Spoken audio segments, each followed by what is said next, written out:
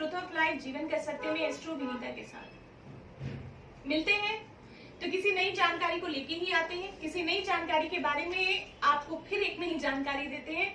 तो आज हम बात करने जा रहे हैं ऐसे विशेष व्रत की जो अक्सर आपने सुना होगा, जिसे हम प्रदोष व्रत कहते हैं। प्रत्येक माह में 2 बार आता है, कृष्ण पक्ष में, शुक्ल पक्ष में। जिस तरह की एकादशी का व्रत होता है, इसी तरह कृष्ण पक्ष और शुक्ल पक्ष में 2 बार प्रदोष का व्रत होता है।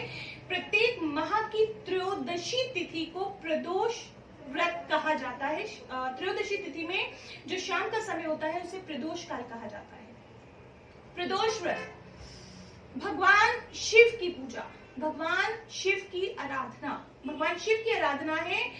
और ऐसा माना जाता है कि सर्व कार्य सिद्धि हेतु सभी अपने कामों को पूरा करने के लिए अगर इस व्रत को आप 11 या 21 कर लें या 1 वर्ष रेगुलर कर लें तो जीवन में चल रही सभी समस्याएं कहीं ना कहीं खत्म होंगी और सर्व कार्य सिद्धि, आपके सभी कार्य आपको सिद्ध होते नजर आएंगे।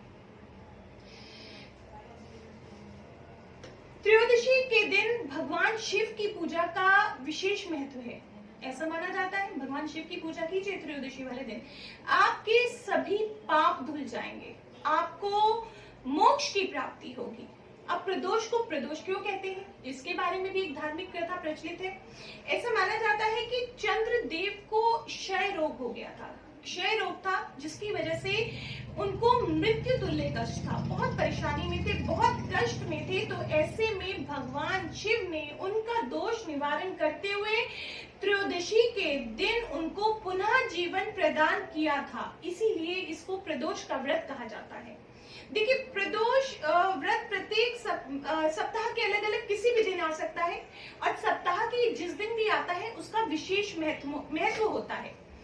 रविवार को आने वाले प्रदोष व्रत को रवि प्रदोष कहा जाता है, सोमवार के व्रत को सोम प्रदोष कहा जाता है, शनिवार आने वाले व्रत को शनि प्रदोष कहा जाता है।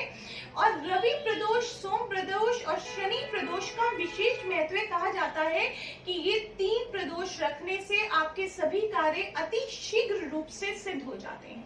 चलिए अलग अलग वारों में बात कर लेते हैं कि किस तरह के रिजल्ट देता है। अगर कहीं रविवार के दिन प्रदोष पड़ रहा है तो उसे रवि प्रदोष तो कहेंगे ही कहेंगे।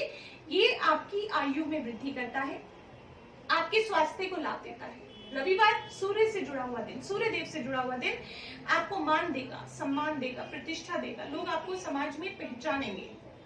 कहीं अगर सोमवार के दिन प्रदोष पड़ रहा है तो सोम प्रदोष कहेंगे। आरोग्यता तो आपको प्रदान करेगा ही करेगा, साथ ही आपकी सभी इच्छाओं की पूर्ति भी करेगा। सोमवार दिन चंद्रदेव का दिन है, मन का कारक है चंद्रदेव, हमारी कुंडली में मन के कारक है। कई कुंडली में चंद्रमा की स्थिति अच्छा नहीं है, मन आपका अच्छा नहीं रहता है, मन में स्टेबिलिटी नहीं है, अच्छे डिसीजन मेकर नहीं है, लोगों की बातों में जल्दी से आ जाते हैं।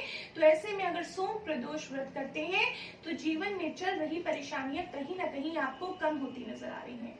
स्टूडेंट्स के लिए बहुत इंपॉर्टेंट है बुधवार को पढ़ने वाला प्रदोष व्रत, पहले मंगलवार को पढ़ने वाला प्रदोष व्रत। मंगलवार को जो हम प्रदोष व्रत करते हैं उससे हमें रोगों से मुक्ति मिलती है, हमारा स्वास्थ्य अच्छा होता है, हमें कर्जे से मुक्ति मिलती है, क्योंकि मंगल देव की स्थिति हमारी कुंडली में विशेष रूप से कर्जे के लिए, रोगों के लिए देखी जाती है। बात करें बुध देव की, बुधवार की बात कर लेते हैं। अगर बुधवार के दिन प्रदोष पड़ रहा है तो बुधवार के दिन प्रदोष उपासक की सभी मनोकामनाओं की पूर्ति करता है। अगर आपका एजुकेशन, आप स्टूडेंट हैं, ज्ञान प्राप्ति कर रहे हैं, किसी भी हायर एजुकेशन में लगे हुए हैं तो बुधवार का प्रदोष व्रत आपको अवश्य करना चाहिए। अगर आपकी इच्छा है कि आपके इष्ट की प्राप्ति आपको हो जाए तो भी बुधवार का प्रदोष अवश्य करना चाहिए। कहीं अगर गुरुवार के दिन प्रदोष व्रत पड़ रहा है तो गुरुवार का प्रदोष व्रत कीजिए, आपकी शत्रुओं की हानि होगी, शत्रुओं का हनन होगा, शत्रुओं का विनाश होगा और कहीं ना कहीं पितरों का आपको आशीर्वाद मिलेगा। शुक्रवार के दिन पड़ने वाला प्रदोष व्रत आपको सौभाग्य देता है, आपके दाम्पत्य जीवन में खुशहाली लाता है। शुक्रवार के दिन पड़ने वाला जो प्रदोष व्रत है आपको सौभाग्य देता है, आपके दाम्पत्य जीवन में सुख शांति लाता है। शनिवार के दिन पड़ने वाले प्रदोष व्रत का विशेष महत्व है, विशेष रूप से संतान प्राप्ति के लिए शनिवार के दिन का प्रदोष व्रत किया जाता है। नौकरी में कहीं ना कहीं पदोन्नति भी देता है।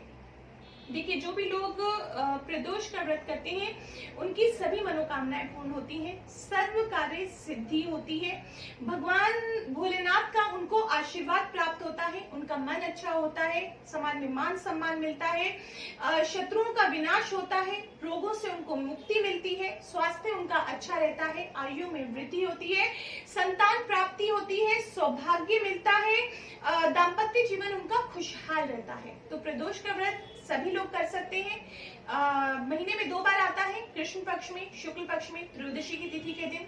साल भर नियम से कर लीजिए तो जीवन में चल रही परेशानियां कहीं ना कहीं कम हो जाएंगी और आपके सभी कार्य आपको सिद्ध होते नजर आएंगे।